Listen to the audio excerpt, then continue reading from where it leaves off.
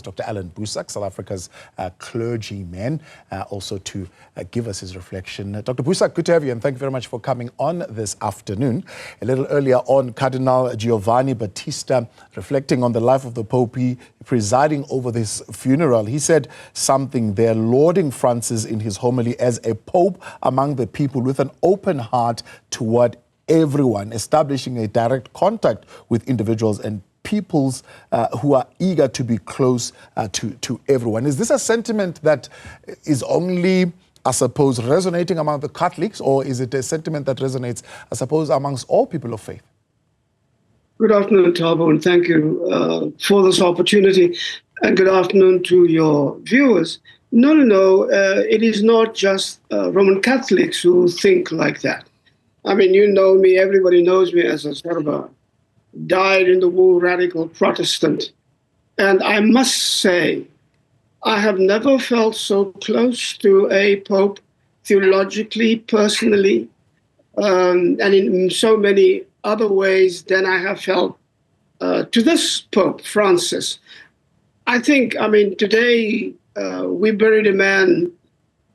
The loss is incalculable, not just for the Catholic Church, or for Christians, but for the whole world, all of humanity. I don't think that since Pope John the 23rd and the Second Vatican Council in the early 1960s, have we seen a Pope that has represented Christianity so well and so completely and so fully and so forcefully, so prophetically as did Pope Francis. And so today is a day of universal sadness and mourning for all of humanity, I should think. Yeah.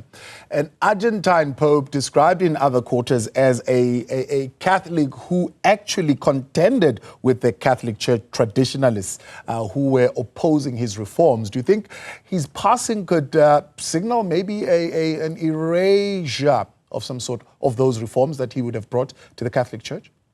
Oh, no doubt. There will some people will try. I mean, remember when Pope Francis just got on the scene, now slightly more than 10 years ago. I was in the United States at that particular time, and he came to speak to Congress, a joint sitting of Congress, and I was taken aback at the vitriol that came from some of the conservative quarters, Catholic quarters in the United States, not just from people in the ranks of the clergy, but much more from laity, very well-known public figures who were very, very upset with the Pope and spoke of him in terms that I thought very disrespectful, but not just disrespectful. I mean, they saw him as a political enemy, as an underminer of their privilege and their status, and of the way they think the church should present itself in the world. And so he knew that he was up against very powerful forces in the Catholic Church and political forces across the world as well. He took them on. I will never forget. I mean, in 2015, I was the keynote speaker at the Parliament of World Religions, and my whole speech was based on words from Pope Francis when he said, "We now know what is wrong in the world. We can see the suffering of people. We understand where this comes from. We know who is responsible." And then he said, "And we must not be afraid to say it." And that was a boldness and a prophetic courage that I have not seen since the 1960s and since Pope John the 23rd. And so he was an extraordinary man for every.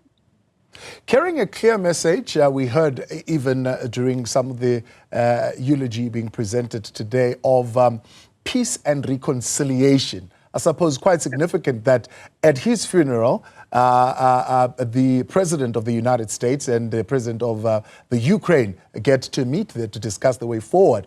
His papacy in 12 years really would have been inundated with these world wars between Russia, Ukraine,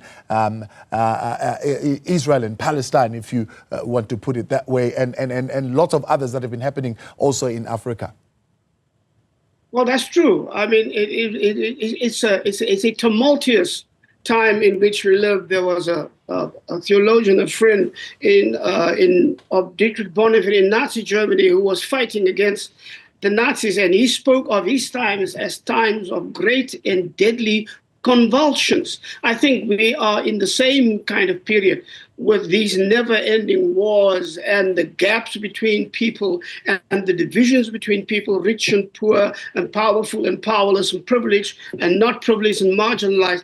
Those gaps are chasms today. And I think the Pope understood that very, very well. Don't expect political leaders to take him too seriously.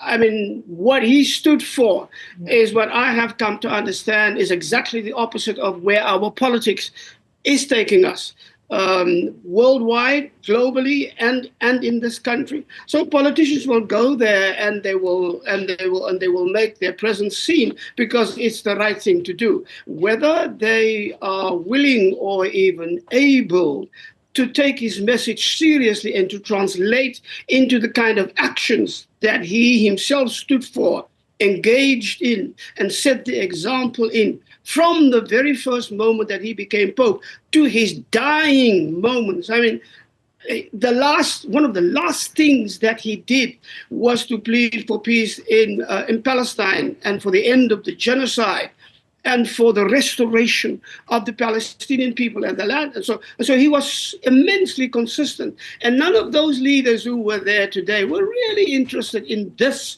aspect of what he was doing. So we will have to wait and see whether politics will heed a voice like his, especially now that he's no longer there to remind them every day of what it is that he's standing for. But we can hope.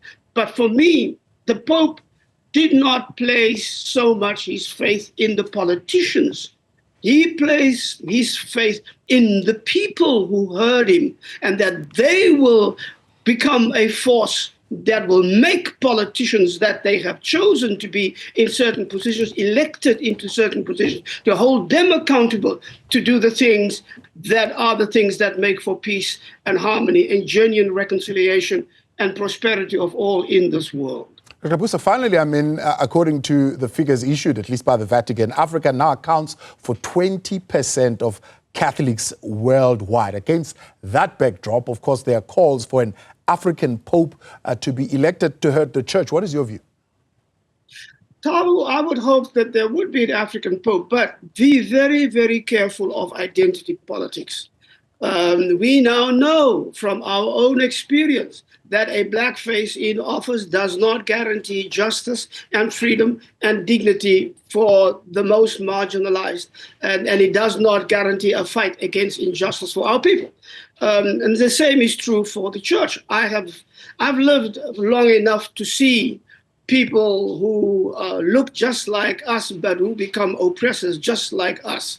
Over against their own people. So I'm rather hoping that they will choose a pope, not because it's Africa's turn, but if Africa can produce a pope that can walk in the footsteps of Francis, that can know that the duty of the calling of the church is to stand where God stands, with the poor and the oppressed and the marginalized, and do the things that Pope Francis tried to do to make sure that that becomes a reality in the church and in the world. If we can have such a Pope from Africa, I will be grateful to God and I will praise God for it. But don't choose a Pope just because he's black or just because it is so-called Africa's time and it goes in the other direction. The church in Africa sometimes is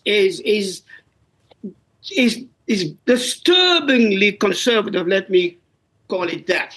And we do not follow the radical Jesus as Pope Francis did. And so if there is a second Pope, a first Pope after him, I'm hoping that it would be a pope who would see the role that he has to play, both as a pastor of the church, a leader of God's people, but also a political figure, because that is what the papacy is, that in all those respects, he will be a pope that will stand for the things that Francis stood for. Otherwise, it will be just another pope, and the world will go on as if nothing has happened.